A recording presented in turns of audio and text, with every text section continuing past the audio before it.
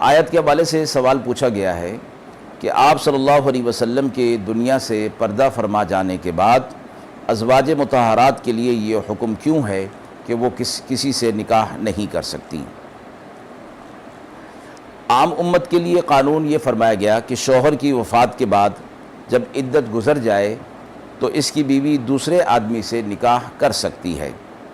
ازواج مطہرات کے لیے یہ حکم خصوصی ہے کہ وہ آپ کی وفات کے بعد کسی سے نکاح نہیں کر سکتی۔ قرآن مجید کے مطابق امہات المومنین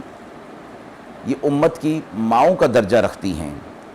اگرچہ ان کی امہات ہونے کا اثر ان کی اولاد روحانی پر نہیں پڑتا کہ وہ سب بہن بھائی ہو کر باہم نکاح نہ کر سکیں،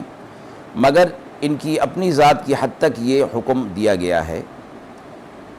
یہ بھی فرمایا گیا کہ رسول اللہ صلی اللہ علیہ وسلم کی برزخی زندگی اپنی قبر مبارک میں زندہ ہیں، اور آپ صلی اللہ علیہ وسلم کی وفات کا درجہ ایسا ہے جیسے کوئی زندہ شوہر اپنے گھر سے چلا جائے اور وہ غائب ہو،